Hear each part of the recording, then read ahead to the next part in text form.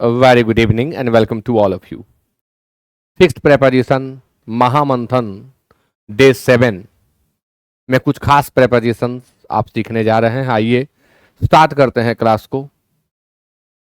31 यानी इसके पहले के क्लासेस में हम लोग 30 सेट्स कर चुके हैं और 31 to 35 आज के क्लास में करेंगे। फिर नेक्स्ट क्लास में 35 to 40 करेंगे। हर क्लास के अंतर्गत 5 सेट्स में आपको प्रेपोजिशन बता रहा हूं।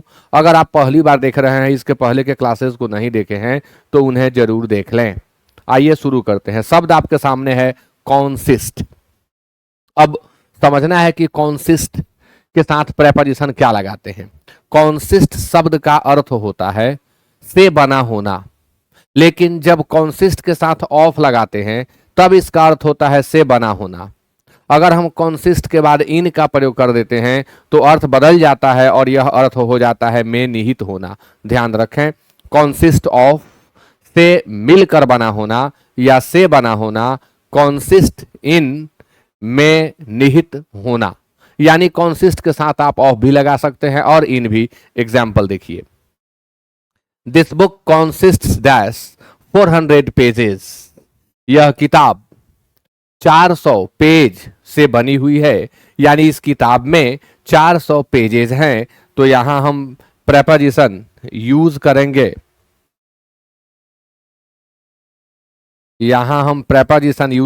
Of. This book consists of 400 pages.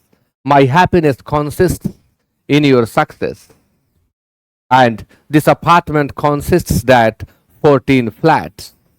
आप देख रहे हैं कि एग्जाम्पल नंबर 1 एंड 3 में हमने ऑफ का प्रयोग किया, एग्जाम्पल नंबर 2 में हमने इन का प्रयोग किया। ऐसा अर्थ मांग रहा है, अर्थ कह रहा है कि मेरी खुशी आपके सफलता में निहित है।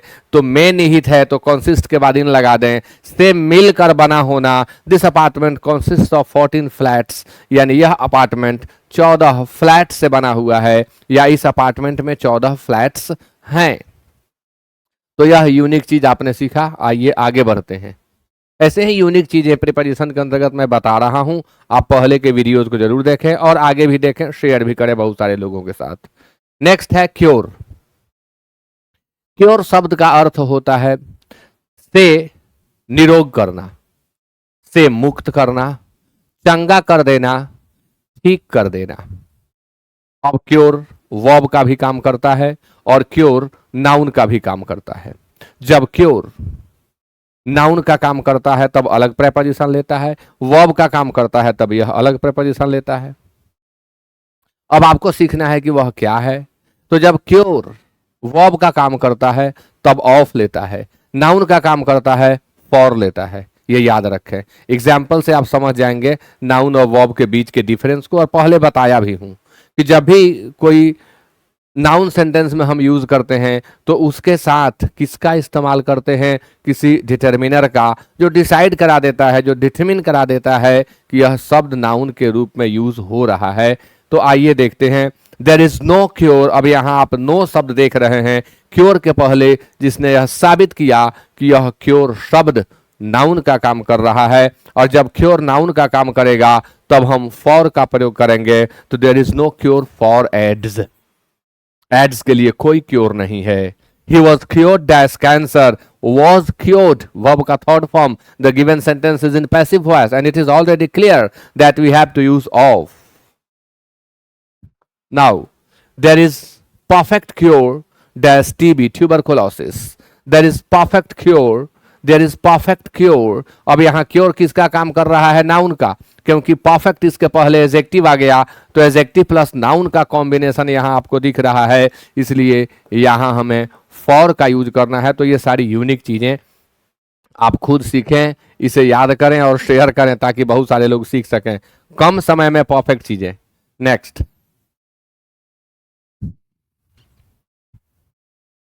डिक्लाइन। जब वर्ब का काम करेगा तब यह प्रेपोजिशन नहीं लेगा।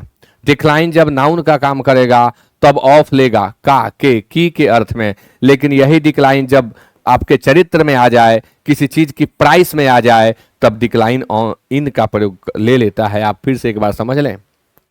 डिक्लाइन शब्द वर्ब का काम करेगा, कोई प्रेपोजिशन नहीं लेगा। डिक्लाइन नाउन का काम करेगा, ऑफ लेगा किसी साम्राज्य के पतन के लिए। एम्पायर मीन्स होता है साम्राज्य, तो किसी साम्राज्य के पतन के लिए हम ऑफ का प्रयोग करेंगे। डिक्लाइन जब नाउन का काम करेगा, नैतिकता में गिरावट, किसी चीज के प्राइस में गिरावट को जब यह व्यक्त कर रहा होगा तब यह इन लेगा। कैसे आप अर्थ यहां प्रभावित होते हुए देख रहे हैं। डिक्लाइन जब वर्ब का काम करेगा तब इसका अर्थ हो जाएगा अस्वीकार करना, अस्वीकार करना, यानी इसका सिनोनिम हो जाएगा रिफ्यूज। डिक्लाइन के सिनोनिम की बात करें तो यह हो जाएगा रिफ्यूज। जब डिक्लाइन नाउन का काम करता है तब पतन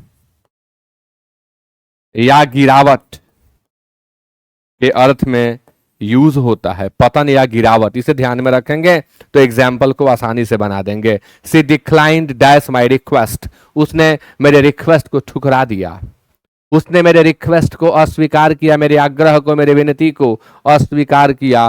सी declined my request, she refused my request, यानी डिक्लाइंड रिफ्यूज्ड के जगह पर यूज होता है। यहां हमें किसी भी प्रेपोजिशन की जरूरत नहीं है। The next one is there is decline dash his moral this days, आजकल उसका चारित्रिक पतन हो रहा है, हो गया है।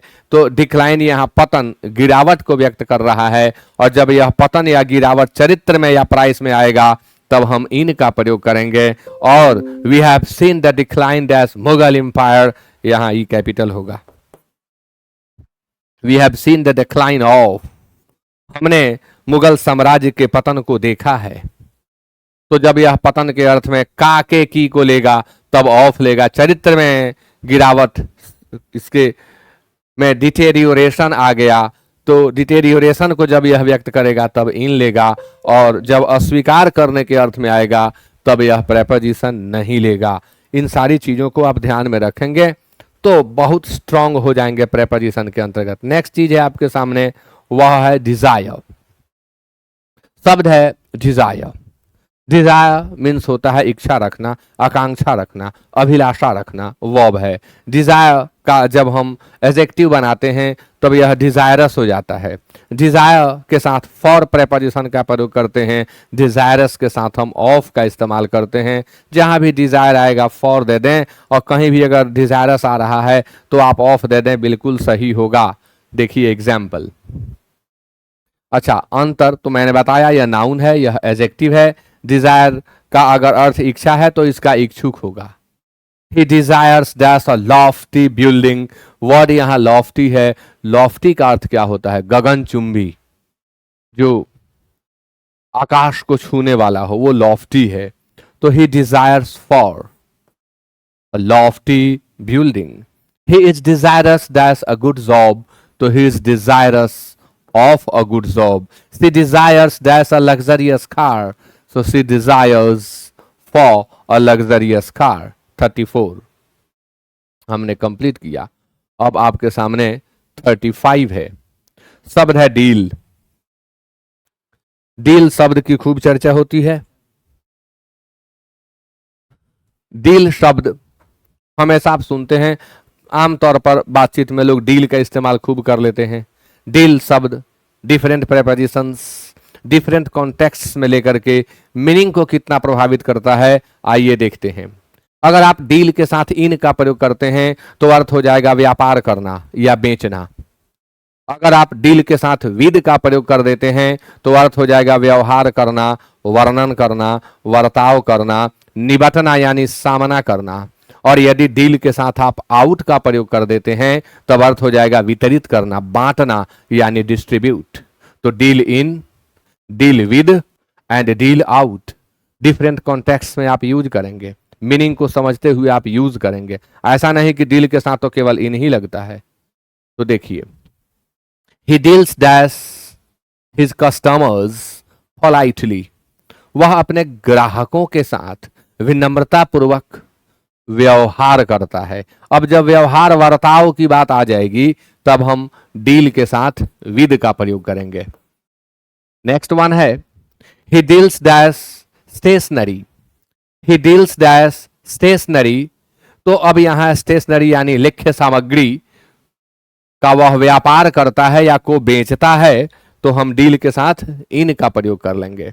नेक्स्ट है the chairman will deal dash the prizes, यानी चेयरमैन पुरस्कार का वितरण करेंगे, बांटेंगे, यानी डिस्ट्रीब्यूट करेंगे, और डिस्ट्रीब्यूट करने के अर्थ में हम डील के साथ आउट का प्रयोग करेंगे। कहा जाता है कि नुक्ता के हेर फेर से खुदा जुदा हो जाते हैं। ठीक उसी तरह से यदि आपने परफेक्ट प्रेपोजिशन का यूज नहीं किया तो खुदा जुदा हो जाएंगे, कहना होगा कुछ और, कह जाएंगे कुछ और।